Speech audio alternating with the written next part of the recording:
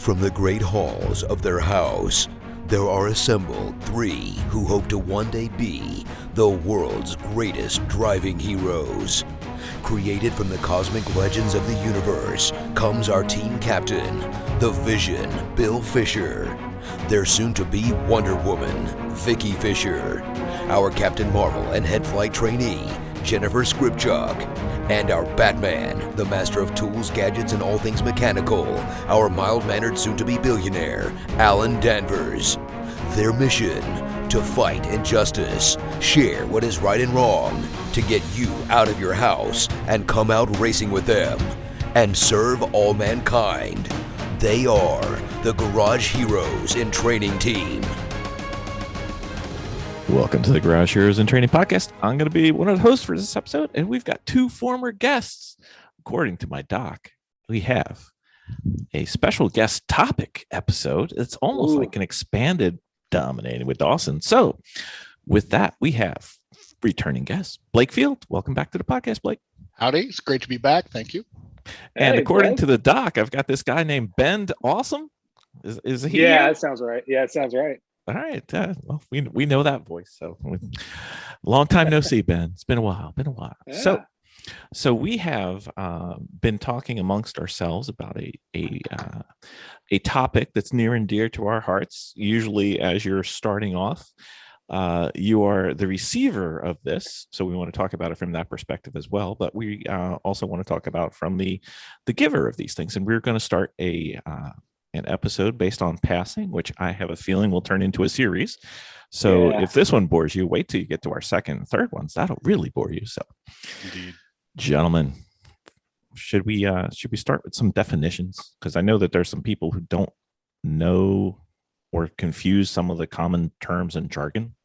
Yeah, and I just to get you guys up to speed with me, I haven't raced anything since last September, and I'm finally going to race again this weekend at VIR, of course, with AER and some of my old teammates. So I'm going to need a little refresher on all this. So let's just get right into these definitions, because I'm going to tune myself up and hopefully use some of these concepts this very weekend. Right. Well, apropos of your discussion there, Ben, and personally for yourself, the first definition that we're going to go over is dive bombing. Yes. Oh, what has this got to do with me?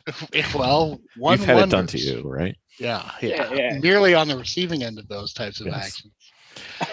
So I've heard people complain about in the paddock. I've heard people talk about in the paddock, and then I've heard what they complained about, and I'm like, that's not really dive bombing. That's just passing on turn entry. So what would you two consider a dive bombing or a dive bomb pass be?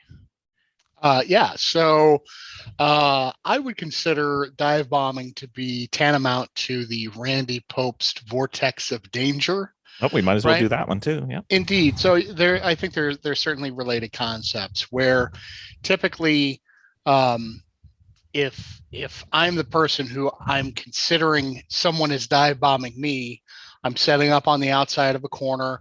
I'm in the braking zone. Everything's good. I check my mirror. Everything's good. I start to turn in. Next thing you know, it's not good, because some weirdo is coming in way too hot to be able to properly make the turn.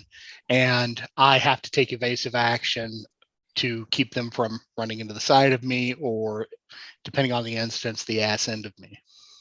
Got a question there. So is incompetence and our incompetence and ill timing and just overall not going to be able to make it, like physical impossibility, are those prerequisites for a dive bomb? Or could you just be a jerk and be able to do it and still whip out late on somebody? I guess those really aren't limiting determinations. I mean, you could certainly just be an absolute jerk. Like, hey, I know that the likelihood of this car seeing me is next to nothing, and I know that my likelihood of being properly slowed down by the time the cars would otherwise have contact is next to nothing. But I'm driving an E36. I got to do this. I'm compelled. Right. Yeah, because I mean, what you're saying in words, as you say it to yourself, it sounds ridiculous. We've all watched enough race videos where you see some dude just jump out like, "Here I go!" Like, well, that's not going to work, and it usually doesn't. But also, this also kind of brings us. I know we probably don't want to get married too much in the definitions. We've talked about dive bombing on the other episodes, but there's a difference in perception, a big perception difference in dive bombing. Sometimes beginning racers or drivers like, this guy dive bombed me. Like, well, yeah, you were braking at the 6, and I brake at the 3. You know what I mean? So sometimes I think dive bombing is a perception issue where it might also come down to you parked your car in the wrong place. I'm going to keep driving past you and brake where I would normally brake. So there can be a crossing of understandings and definitions, but because also, I mean, I have been accused of being somebody who dive bombs, but I also don't wreck anybody. And when I pull out to make a corner, I make the corner. But also, well, Blake is looking weird at me. I mean, I don't wreck anybody. I did go off the track in your truck trying to late brake myself, but I was by myself when I did it. Yeah. Because also I think it's important to say, like, you're going to try to experiment and see how deep you can go on the brakes. It's good to do that by yourself and not next to somebody.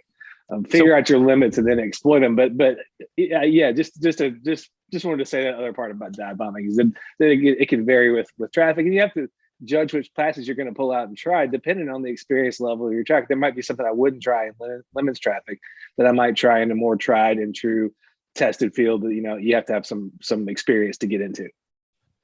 So where would the difference be in your mind? And I think it's kind of a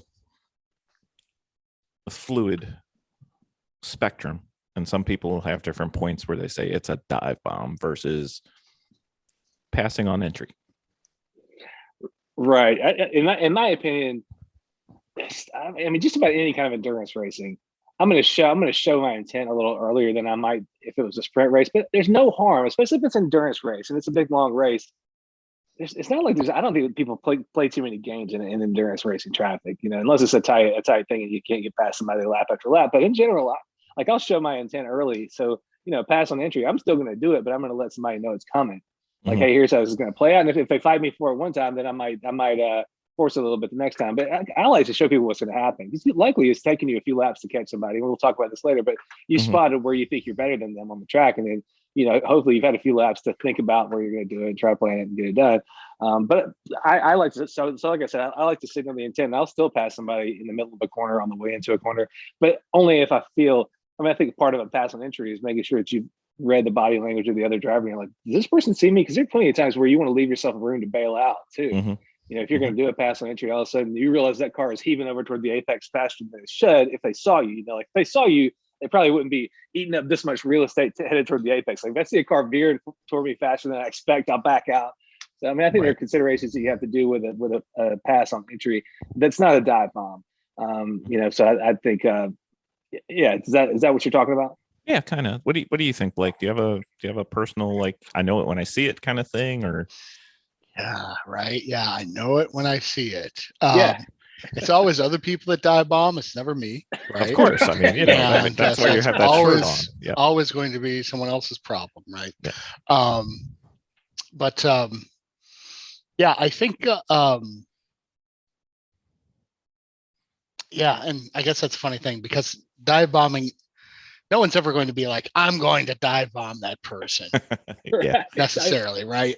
It's always like you're the person that's being passed and you think that the other driver was acting totally unreasonably to effectuate the pass. So everything that Ben said in terms of most of the types of racing that he does and to all the type of racing that I do is endurance road racing.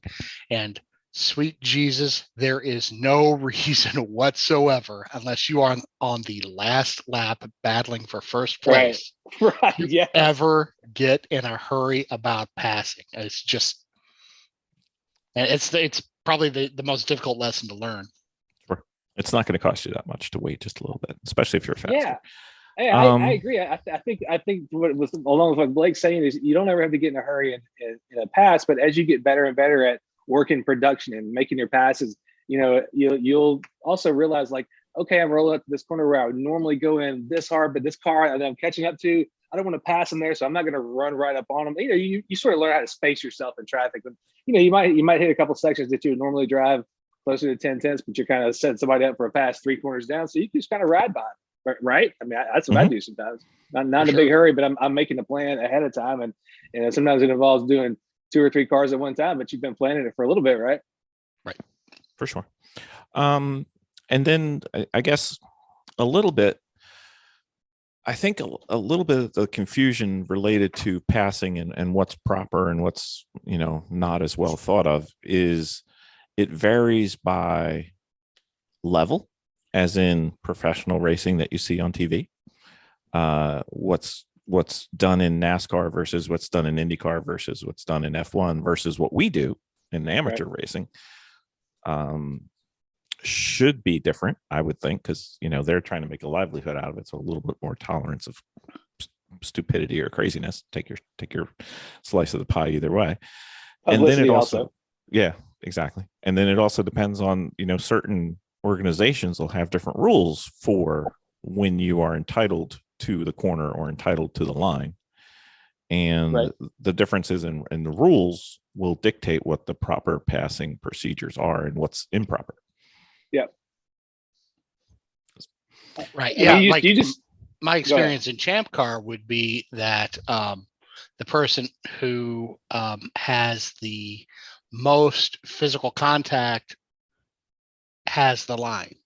Oh. You just get in there and bowl everybody out of the way. You are all set. Look at that. You have the line there, Hoss. I wanted to make sure that's Great what you were job. saying. I had to hear it. I had to hear it and make sure that's what you were saying. Yeah. There's definitely been times when I've been racing with Champ or whatever.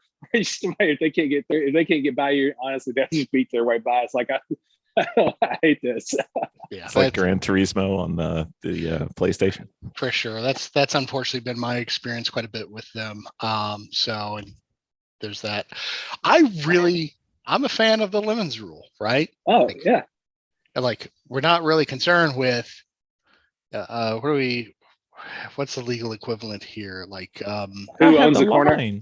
Yeah. Like we're not looking at fault. Like there was contact. Yeah. You're both at fault. Yeah, exactly.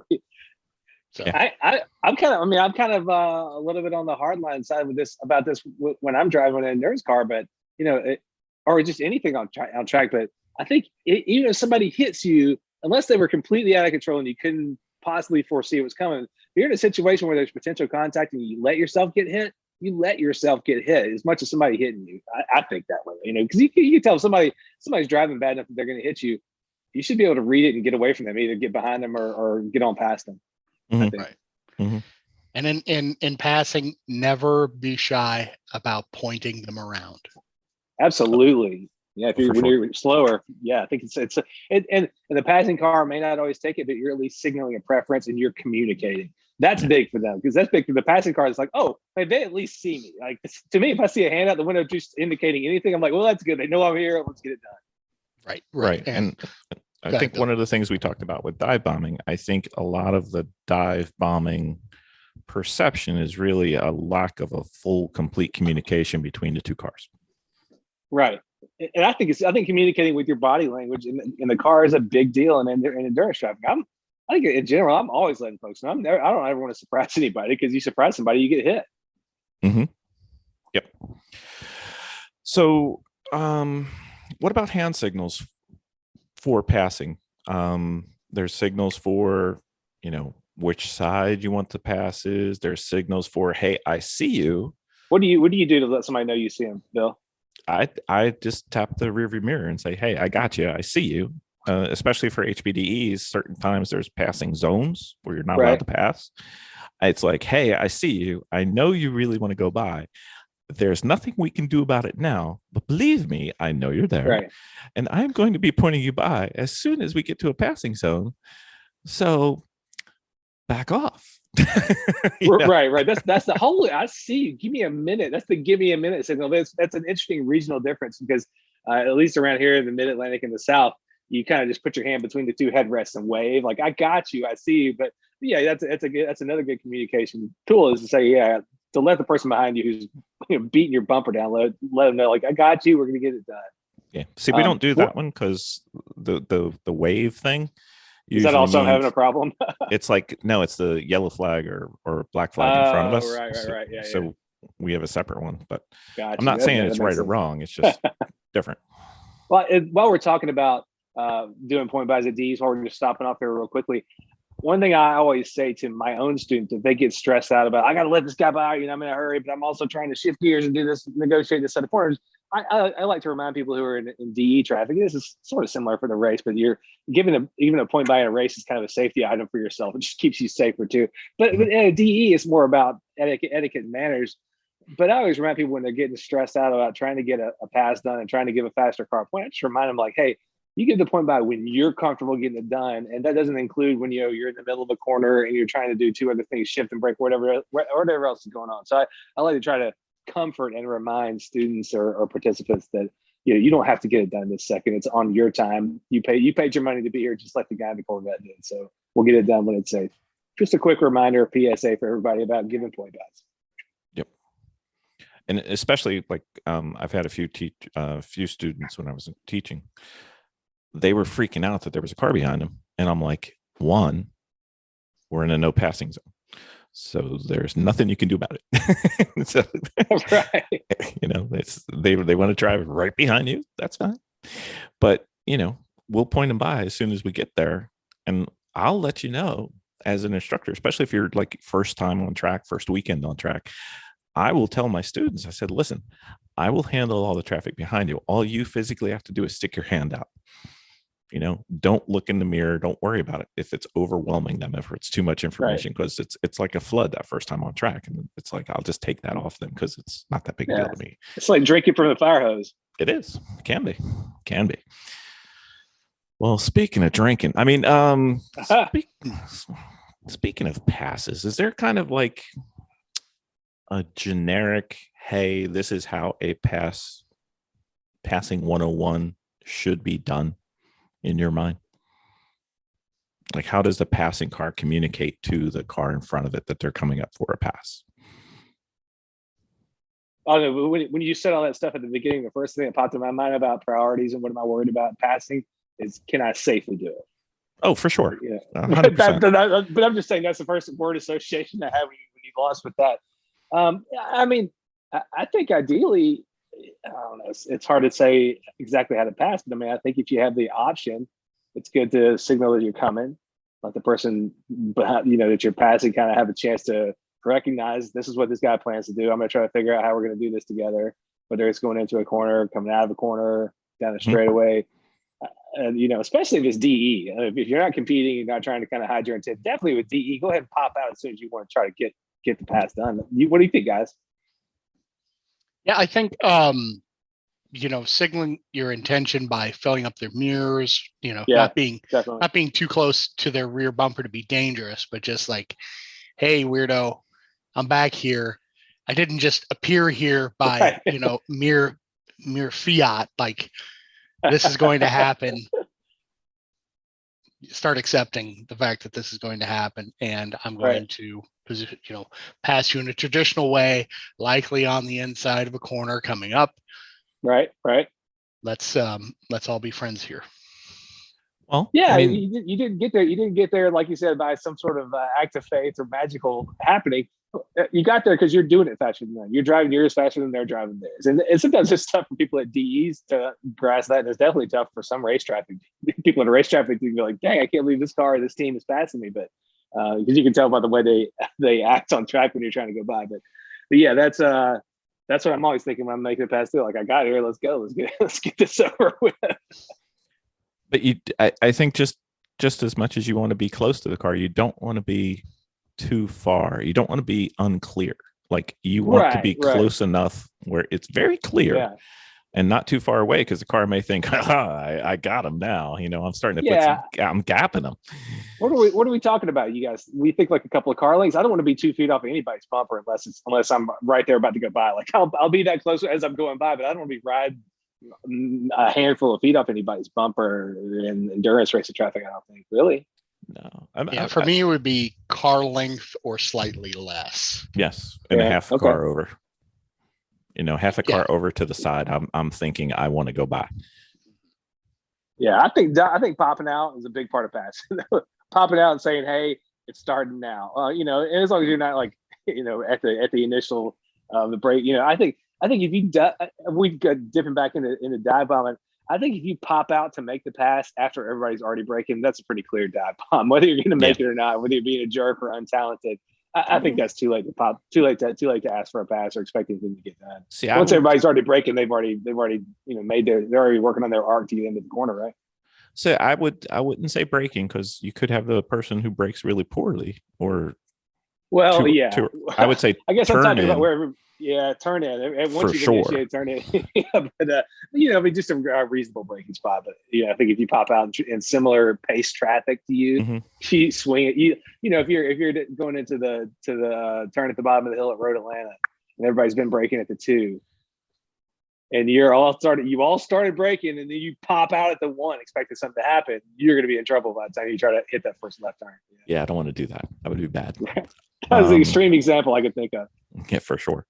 So we're kind of talking about HPDEs. We're talking about sprint racing and endurance racing and everything. But for multi-class racing, there is an option if you're in one of the faster cars to blink your lights. I've seen people do that, especially at night, or the lights being a different color for a different class of car. I've seen that. Yeah. Again, it's a communication thing, and you can't over communicate when you're on track with other cars, because confusion is the key to things going poorly. Yeah, confusion is the car killer. Yeah. Bodywork sucks, in general. Yeah.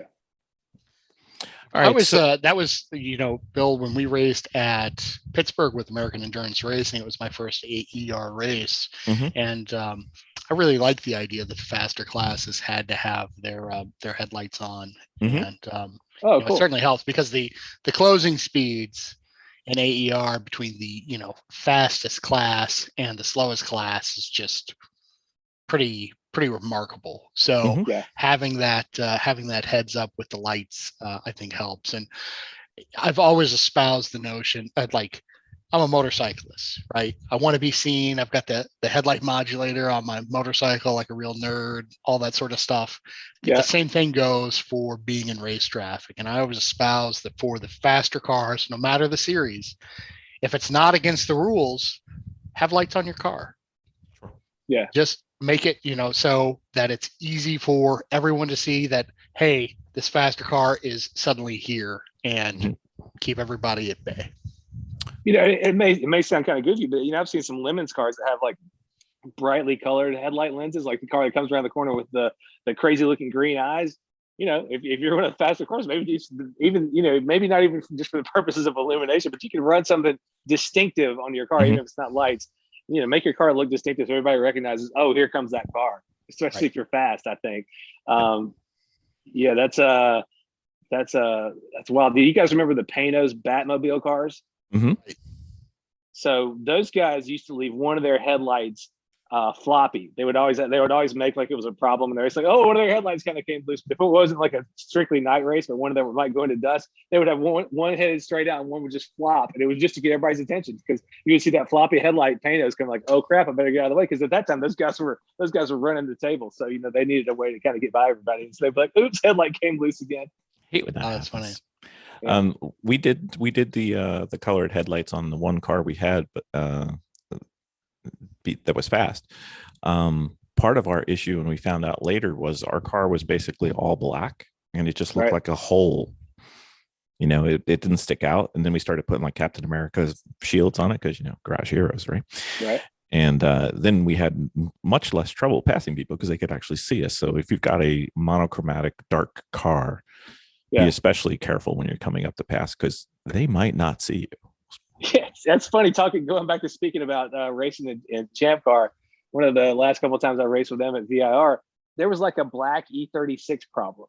Because it was like you come across some black E36 doing terrible behavior on track. They're like, I just saw that guy. Did they have to go into the pits and like do a penalty? Nope, that's a different black E36 behaving terribly. But it was so bad. Like, we would come in and talk about which black E36 had done which things, and we'd realize we were all each 4 or 5 of us talking about a different black E36. Yes, like all black E36s can be pretty tough. Yep. And the car that we were driving that was causing the problem was a black E36. Black E36. There we go. From AER. Anyway, all right. So So what would you do of basic pass if you're the faster car and you're at an HPDE? What would the general consensus be, guys? What do you think you should do if you're trying to be a proper HPDE driver? I think you run up on their back door, and then when you're ready to go, step out a half a car width or a whole car width if it's beginning of straightaway and you got some power that they don't have. I mean, to me, it's pretty clear. You want to get there and then pop out. Okay, let me have it. Okay, Blake, you good with that? Yeah, I have no experience at HPDE. In fact, until it shows. Yeah, we've made him. I had been vaccinated against HPDE, and I'm immune, so I feel good about that. All right. Well, since you don't do that, what if you're the faster car at an autocross and you're going to come in for a pass? What do you do? A what? Autocross. You don't do that either. The shame of autocross. God. Well, I made myself do a year of it. And it was the most miserable year of my motorsports career. I think if you're passing during an autocross, there are other seriously permanent things wrong happening. It could be one or two other things. I had the line. We'll have to talk to our friends over at the Shifting Points podcast to see what the proper technique is for passing in an autocross. Nice. Man, after all that shit talking I just did, they may never talk to me. No, they're totally cool with dominating with Dawson. Right. What about endurance racing, gentlemen? What do you think? If you're the faster car, you're coming up. Is there a preferred basic technique for passing that you like, or what do you say, Blake? Yeah, I think covered that pretty clearly just a few minutes ago in terms of getting, obviously you're coming up behind them, you're keeping a reasonable distance without being directly on their bumper in case something stupid happens. Something falls off. Right. Yeah, invariably. Or, you're getting sprayed with the fuel that's leaking from the vehicle, or oil or coolant, or all of it. And putting yourself, half car length out, half car width out, I should say properly, and signaling your intention and doing the thing. And I mean, that's for like going into a corner, right? If you've just got more power on the straightaway and you're going to, have the Corvette privilege of just, letting your foot do the work, get wide of them and, put your foot down and be real proud about yourself and blast off. How wide though? Like, would you want to be, let's say I don't want to be able to reach out and touch their door. Right. Especially like DE endurance racing. I could be all the way on the other side of the track. Like, it doesn't matter. Once I've broken out, it doesn't matter where I go. Yeah, I just don't want to be too close. I'm not trying to bang doors. Right. Yeah. I'm not trying to side draft any of these weirdos. Like, I always feel like the most room that you can give them, the better. See, yeah. I would go a little different. I wouldn't go too far because then you're in the blind spot. You're in a bigger angular blind spot. So I'd want to stay, if you said, what is my optimal distance for an endurance race? I'd say like half a car width gap. No less. But also what is behind me or next to me doesn't exist. So what am I worried about? Yeah, I've already dealt with them. They're done. It's over. That story is over. I don't care. I have disposed of them. They are dead to me until I catch them again. Yes. Into the trash with them. Yeah. That's right. Well, okay. that leads into a good point, is that once you've successfully completed a pass, the person that you have passed may develop the red mist. Yeah, they may want it right back. They may have determined that being passed by a 1985 Chevy S10 is not something that they are willing to tolerate. And it's not what they didn't come to the racetrack for that. Absolutely not. And so it certainly behooves one, I think, after passing somebody like that, to keep a fresh eye in your mirrors under braking. To see to make sure that weirdo isn't doing their best to try to catch up and trying to reoffend, right? Going to marker 2 instead of marker 3 and running through you in the process. Just in case you were curious, Blake, it doesn't get better with a 2003 S10 either. So it's not a model year thing. It is. It's not generational. Yeah, it is. I feel like it's always emasculating for others to be passed by a truck. or a is. Miata. See, it's really funny. We've had a couple Miatas that we've passed in the truck, and they have gotten seriously offended that we passed them. Yeah, that's rough because if you can't be beating the S10, who could you beat out there? And you're in a Miata, which is already a world beater. Right, It's got to be demoralizing. It was the same thing when I was racing the the Volvo wagon out on the West Coast, Ben. Killed the transmission, and that transmission departed of its own volition. That had nothing to do with that. Everybody hates being passed by a Volvo wagon. It is absolutely demeaning and emasculating, but as the driver, also amazing. So yeah, I had a 4-lap lead in that emasculating vehicle before the transmission departed this plane. Yeah, something about 16 psi a boost through the stock Volvo transmission just wasn't like super great idea. I was rolling. It wouldn't turn, but I was rolling. It's a system, and the system was overspec'd in certain areas. All right. What about sprint racing? What do you guys think? Does it vary, or is it kind of the same?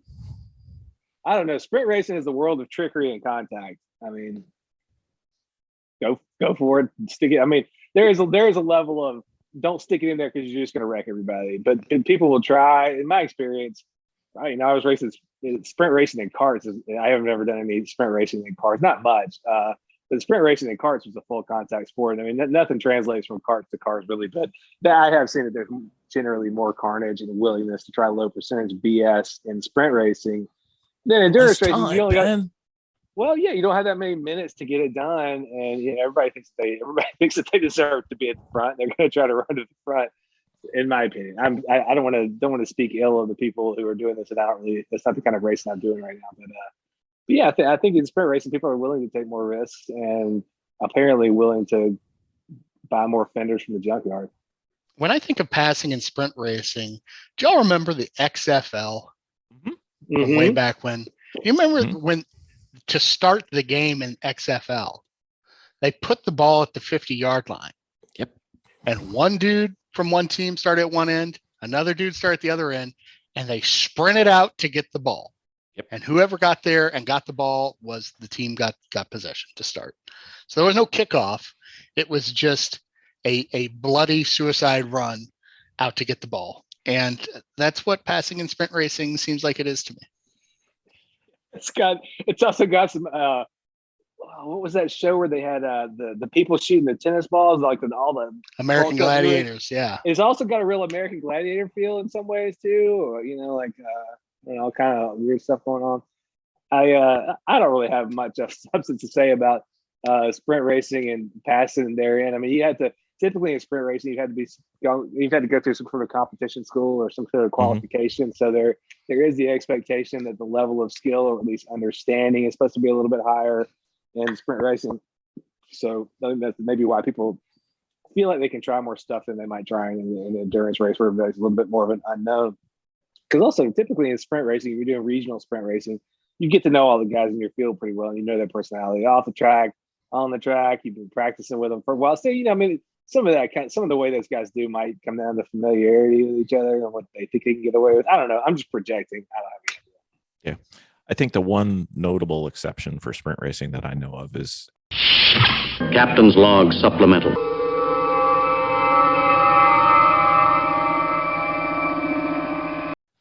So Miss Vicky. Yes, sir. Do you remember when we were watching those WRL events and some of those grid life events where you used to see the in-car video and it had like the cameras seeing front and back, but it also could see all the telemetry and everything that was going on? Most of the ones that we liked were taken by the Sentinel system. Remember James came on our podcast earlier? Right. We have no excuse since he lent us one for trial and demonstration purposes. We should actually probably put that in one of our cars, maybe two. I really think we should. I think we should. I know. Because then we'd look like the immature endurance racing team that we are. Oh, wait, I mispronounced that, didn't I? Sorry, my bad. What does the Sentinel system do? We could have 3 cameras with picture-in-picture. We could have, if we ever get the AIM system to work, open invitation to anybody from AIM to come on and give us a little bit of love. We need some help. And then we could have all our telemetry on there. And then we can have it streamed live into the paddock or around the world to our millions of fans. We're apparently very popular in Kenya right now. Don't know why, but that's fine. And it can integrate all the available race statistics from like Race Hero and everything. So we could actually see how we're doing on video. We wouldn't even have to carry around our phone anymore. Live. I love it. I think the one notable exception for sprint racing that I know of is at Grid Life. They want you to, it's a zero contact acceptance policy, and they want zero contact for the week. If somebody's next to you, like if there's overlap, they have the right to the line. So you can't shut the door on any overlap. Oh, okay. So you're talking about if you're in there at all. Yes. If you've got a fender over their fender, the bumper over their bumper. Now it's a 2-car width race. It's a 2-car width turn, and the inside car leaves room for the outside car, and vice versa.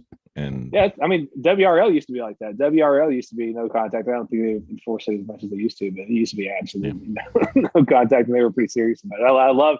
I love anytime a series is like that, because if you're putting constraints on passing or people's potential speed by saying, hey, if you're got any overlap, you're both going through the corner together. If it's evenly applied, that slows everybody down the same amount. It's not like it's not like it's tanking the competition. It's just it just adds another element to the competition in my mind.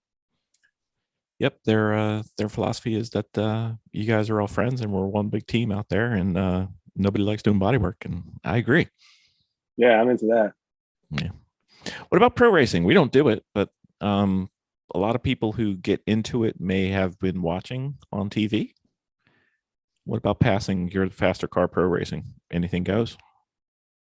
That's how you make your money. Those guys have so many different considerations on them. I would have to imagine that your standing within the team might have some impact on how you're behaving. Like if you're the person that came in, just got this one-off drive, you either have something to prove to show how fast you are, or to show how safe you can be with somebody's equipment. I guess it just depends on whatever arrangement you have. Yeah. When you brought your money to the team, whatever kind of arrangement you had, how much money you have left after your entry fee to potentially fix things. I mean, I don't know. It could be like, I don't know. I'm just thinking about potential rich guy thought processes that I don't have. I don't know. What do you think, Blake? Gosh, I feel like passing in NASCAR is talking I about, wasn't even thinking about NASCAR, especially like road course racing. But I mean, really any time. Like, I was watching a race at Sonoma. It was like, all right, well, so and so's in the lead, and he's going to get wrecked out at the last corner by second place, and everybody's just going to be totally cool with it. And that's the thing. I've seen so many serious point races where the leader in those kind of NASCAR stock car races. Oh yeah, somebody's just going to dump him at the hairpin and roll on. It happens all the time. Yeah, it's terrible. I mean, I just can't get my mind around a series being like, hey, yeah, that's totally cool. Let's all do that. Like, that's not racing to me, but Rubbin's racing, man. Yeah. I truly feel like if you can't earn the pass without touching somebody, you can't earn the pass. Yes. That's just my kind of hardline approach. But like, if you can't get there with your own speed and merit and car placement, you have not earned the pass, and hitting somebody doesn't give you the right to it. Yep. Yeah. I am, I think we've talked about it a few times on the podcast. I am a zero tolerance. I mean, it happens. There's certain things that, happens, but I want to have zero contact on it. And that includes donuts on the side of my car. I'm talking zero, not like a little bit of body work or a little bit of a fender, zero. And that's how we try to run our team. But I agree. I can't accept any contact. It's hard for me to move on from that if there's been some contact. Yeah. All right. What if you're a slower car? You're at an HPD. You're a slower car. What do we do? What's proper passing etiquette for the slower car? Because nobody wants to be that girl or that guy. I don't know. I've never been passed, so I'm not sure. Yeah, I know, Ben. We with this, Blake. you share the slow car philosophy that I have. Over to you, Blake. Right? Yeah. I've been on the HPD trail with a let's see, a P1 McLaren 720S, and I think I was in a Toyota 86 for both of those, and I fought them off as best I could in my HPD, trying to get the HPD trophy for fastest lap of the weekend, which is non-existent for those playing the game. We used to test our Lemons MR2 out of the West Coast, and those tech bros would show up out there to DE, would be out there testing with like you're talking about McLarens, all these Aston Martins. I saw Ferraris I didn't even know were in production or being made. I think it's crazy. Anyway, there's people be like, yeah, I'm here for the novice DE. It's like some kind of Ferrari with like a guy from Ferrari there supporting them. Yep. So what do you think? Blake, you're not an HPD guru, so what would you want from a, you're in an environment, an education environment. What would you want for an HPD pass if you're the slower car? Yeah, for a slower car, I would want someone who is familiar with the rules of that session and are complying with it, right? That's important. We're talking about, hey, no passing without a point by, and somebody goes zooming past you without the point by. I'm like, dude, how are we being safe out here, right? There will be a post session debrief discussion. That literally just happened. That happened to our boy David Black this past weekend at a CMP DE event. He was in there with a friend of his, and somebody came across their bow coming out of that last turn down the straightaway without a point by. He's like, yeah, just luckily she had to get a head on her shoulder to kind of saw it coming, but it's her first time on track. And after that, they went to kind of hunt the guy down. And he was like, what? I think he was an instructor too. He was just kind of like, well, I had a lot of like just like random HPDE BS, but yes, that's totally something to think about. You're not being outlandish when you say it like that. Like, I want somebody who's going to pass me safely with the point by and following the rules of that session. Yeah, absolutely. And I think we were touching on this point before, but as a especially for newer drivers at HPDE, which are typically going to also be the slower drivers, drive first, communicate second. For sure. Right. Yeah. Do not get in the trap of, I need to be signaling to this Yahoo behind me while you are overburdened with your attention in terms of getting your braking points and downshifting and doing all the operating your own vehicle stuff. Right. Yeah. So, yes. So totally. drive first, focus communicate. On the mirror more than the windshield. Yeah. Drive first, communicate later. And they'll just have to wait until you are good and ready to be able to do that. And then other than that, be predictable. Mm-hmm. Yeah. So usually when we're at the HPDs, being predictable is defined as slower car stays online, faster car figures it out. Mm-hmm. Yeah. That's the same with most race organizations too, right? Usually, yeah. Yeah, I definitely agree with that. I if I'm coming up to pass somebody who's slower than them, doing their stuff slower than I am, I want them to keep driving the typical line. I'm gonna get it done around you, because I had a driver coming out of the carousel at CMP. I was coming up to pass him on the inside coming out, so that's a turn, that's a left turn, and then so I'm on the right hand side of this car, and I guess this person didn't see me, then suddenly saw me coming up the inside, because the track is going left, so I'm still on the inside. We're tracking out to the left, and this person just yanks the wheel to the right, drove right into me. It was like it knocked the whole corner off our car, wrecked our weekend. But I would rather that person had stayed on their line, tracked out like they normally would have, and I would have safely passed them instead of them turning offline right into the door and spinning me off the track. That's one example. So I guess the takeaway for those, especially if you haven't done this, is don't be overly nice. Drive your race. Just do your thing. Stay on your line. Don't give me, I'm going to just stay out here, because it's hard for the faster driver, the guy doing the passing or the girl doing the passing. It's hard for them to sometimes figure out what you're doing. Yeah. And again, confusion leads to potential issues. Crashes. Yes. Confusion is the car killer. Yes. Unless you own a body shop and like sanding a lot. What about endurance racing? You're the slower car. What do you think? Just the same thing we're talking about. You maintain your own race line, which should be the kind of agreed upon generalized race line that most everybody's following, and then let the faster cars work their way around you. If you're really slow in endurance racing, you might be getting passed by more than one at a time. Just be aware of who's coming. Keep your eyes, just live in your mirrors. I think no matter what kind of driving or racing you're doing, once you've got the stuff ahead of you worked out, like shifting and steering, once you kind of got enough of that sort of down to where it's sort of mechanical, and you sort of start living in your mirrors and living. I think you should be paying, visually, watching way ahead in traffic, watching way up track, watching flag stations, but also live in your mirrors. Like you watch a video from a good driver, just to see how often they're checking their mirrors. I think it's important to see who's coming. I don't know. Even if I'm passing more than I'm being passed. I'm always kind of just double checking my mirrors, just doing a quick check to make sure where I am relative to the person I just passed. Mm-hmm. See if anybody's coming.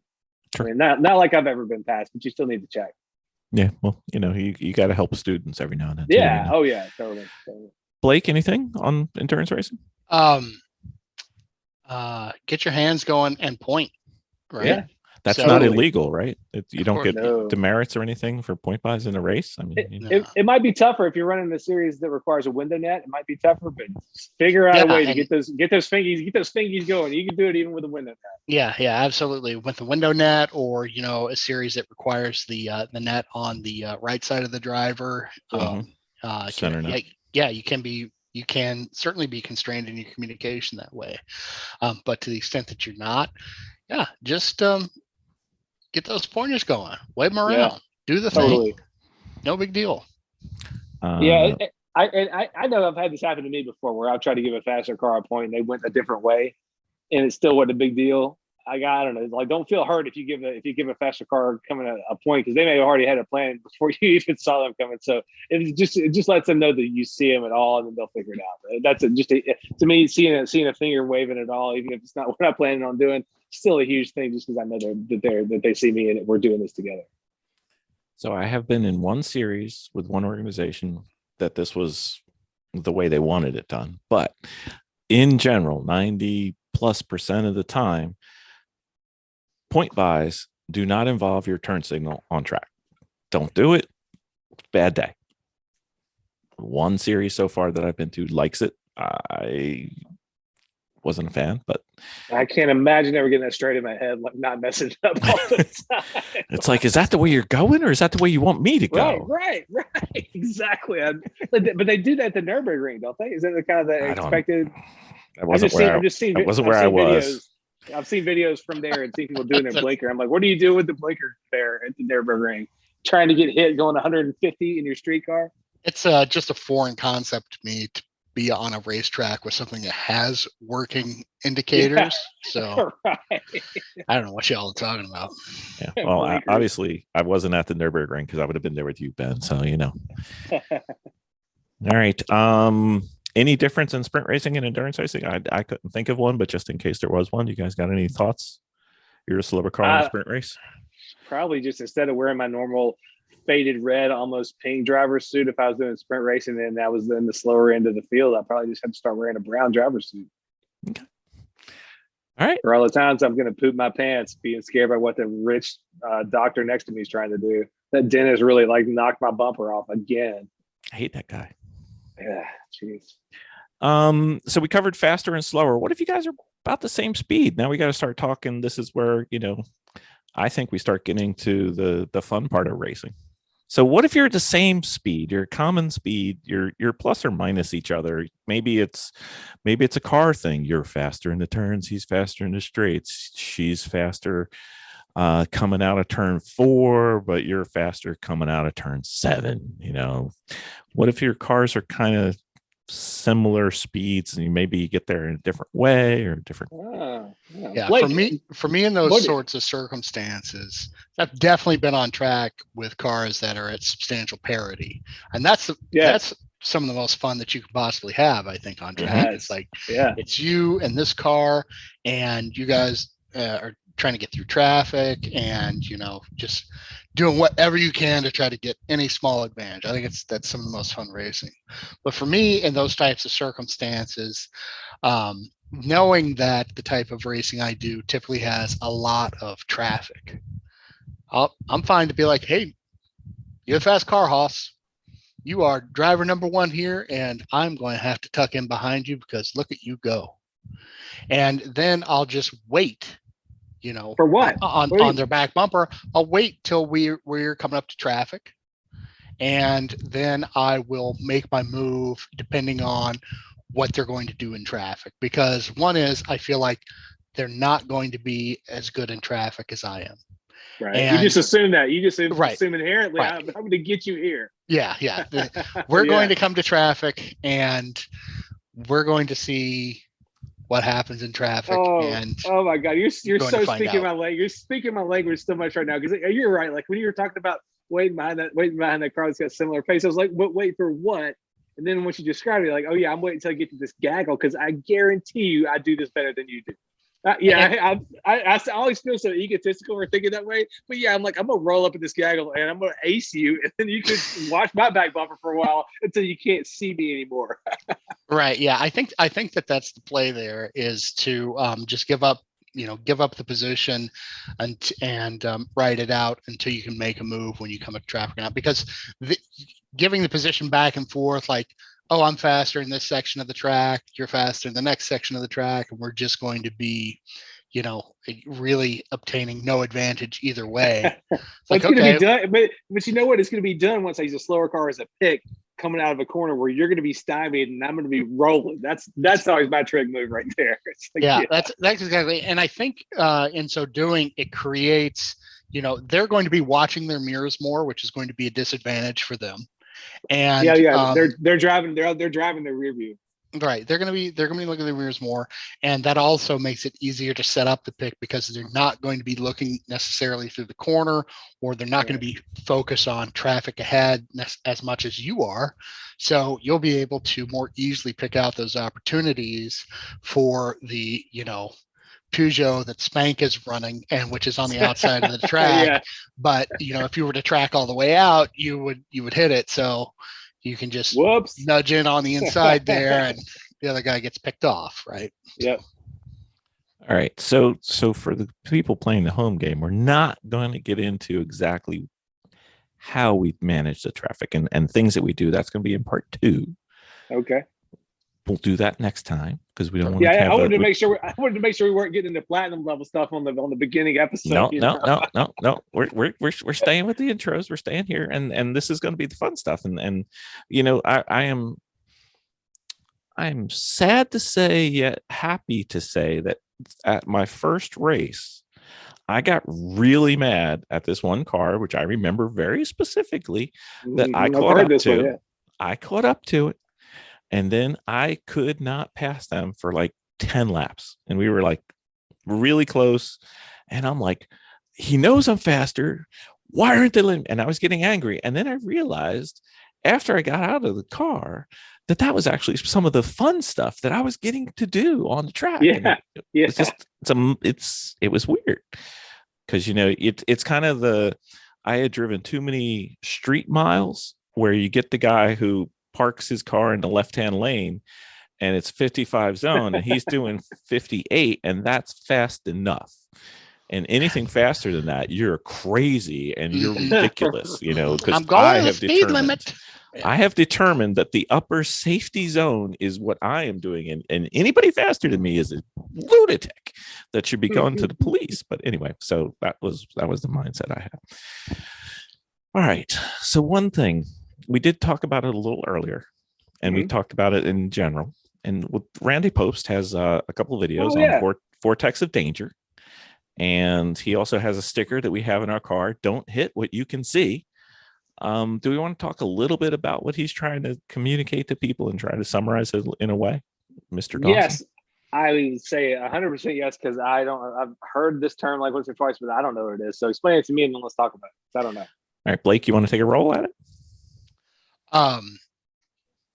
So Vortex of Danger is essentially the blind spot that occurs if you're thinking about a 90-degree on camber turn to the right, coming into the braking zone. There's a car in front. They're setting up on the outside in the traditional racing line.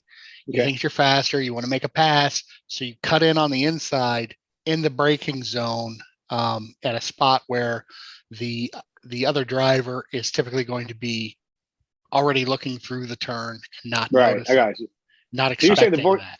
The Vortex of Danger is the space where the driver you're trying to pass is already looking away from where you're going to be. Right? That's correct. Yeah. So and they're not looking at the mirror; they're looking at the apex. Right. Gotcha. So they have set their mind to go into the apex, and to the best of their ability, they have determined that it is clear for that. And then suddenly you show up in the Vortex of Danger. They don't see you, and when they don't see you, they hit you. Right. Gotcha. Or you hit them. Depends on which side of the conversation you're on. So, It's best. It's one thing that you have to be cognizant of, and you have to be able to, as the passing driver, control the situation to know you're going to be able to get through with no contact, with no potential contact, with no potential incident of contact, or ideally not upsetting their path through the turn. Now, if you can do that, feel free. If you can't do that, just wait. You got there. You're going to pass them on the way out. Yeah, I'm a big believer in getting my pass done without making the driver getting past change anything that they're doing. Like I don't want to have any effect on their line, their speed. I want to wash through and just them not even really know I was there. That's kind of my passing ideal and what I'm hoping for.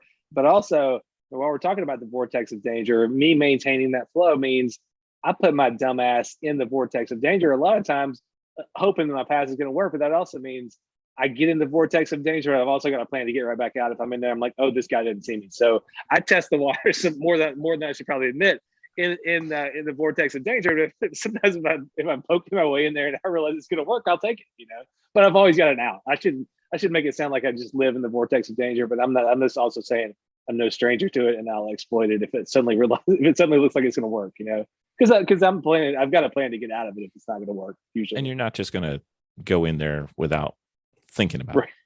I'm not going in there willy-nilly because the person I'm trying to do it to is so far off of being like on the limit or whatever they're doing that even if I'm anywhere near the limit, I can easily get out of it. I'm talking about like the really easy kind of passes I might be trying to poke my nose in, just because a lot of times a slow car might see and they might jump way off a line to your face, like, oh my God, look at that guy. You're like, see ya. I don't know. Doesn't sound great when I say it, but I do it. And then the other thing is, from the perspective of the passing car, if you can see it, it's just like skiing. I know there's this thing called skiing you've never heard of, Ben. It's down south. Up here, there's this thing called snow. Yeah. Okay. The person uphill, the person doing the passing, is 100% responsible for the successful, safe conclusion of passing the skier that's downhill. And if something happens, it is that person's fault. Yeah, much like in sensible, safe motorsport. Exactly. It's not that different. So if you can see it as the passing car, don't hit it. Yeah, that makes sense. It's really not that complicated, people. Don't try and make it any harder. And I was watching a Lemons video today, and it was Jay was giving somebody a BS, not a BS inspection, black flag interrogation, and the one guy's like, "But the other car forced me." And it's like, I don't see the other guy driving your car. I don't see him touching the wheel. I don't see him touching your pedals. I think you're involved in this situation and you need to take some responsibility for this situation. So that's great. I think if you really, unless you have a bunch of money to pay a professional coach to teach you exactly how to do it, if you need to learn how to drive race traffic and develop good race car, there's no better school than Lemons, in my opinion. Like it's so good. They teach, because the things they teach you in the black flag box, if you end up in there with your undeveloped notions of what should happen, and then they help you develop them. Yeah, it's all good. There's so much value to be had in Lemons traffic, Lemons rules, where you can't go off the track and you mess up making your pass. It's not a pass. You're gonna have to come in for 5-10 minutes, get yelled at. I don't know. I think Lemons. I just can't ever preach how good Lemons is for getting better at racing, getting better and cleaner at racing. Lemons is, there's nothing like it.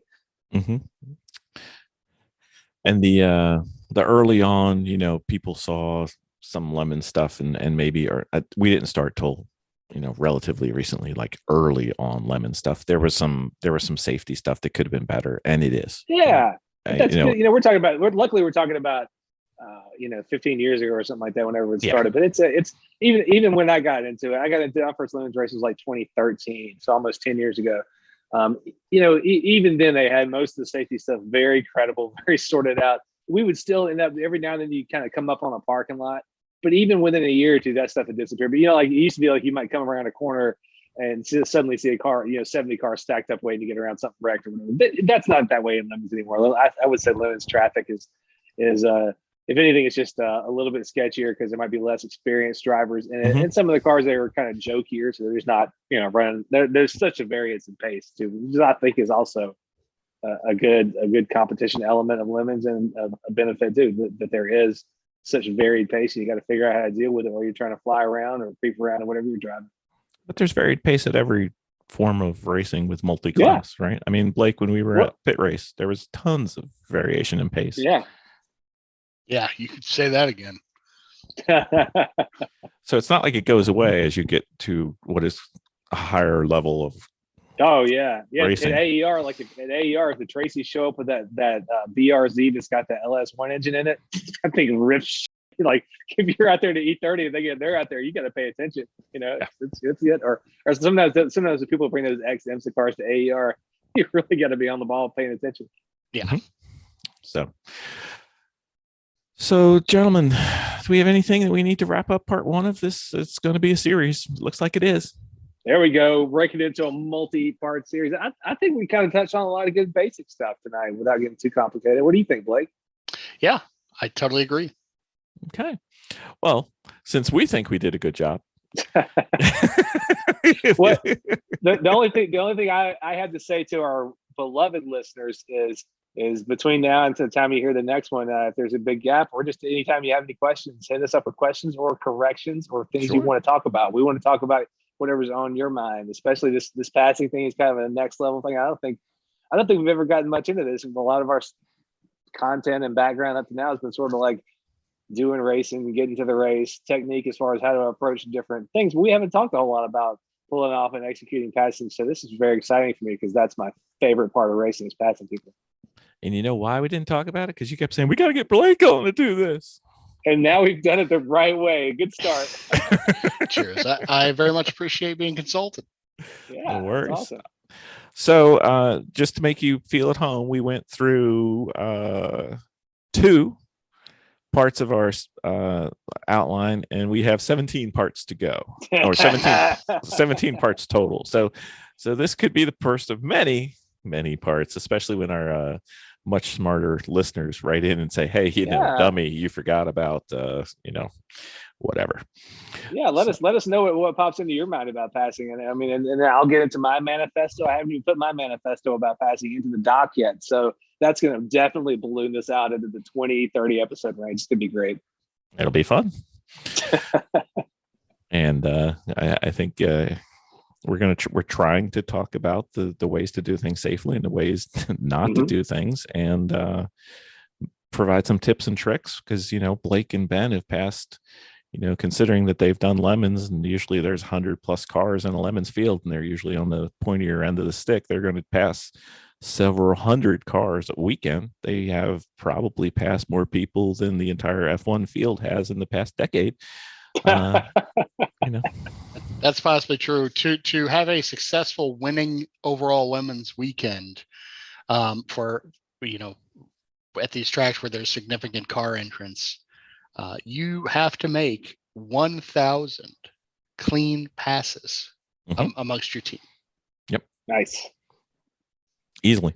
And you can't wait. It's a race, not a wait. So you got to figure out how to do them safely and quickly.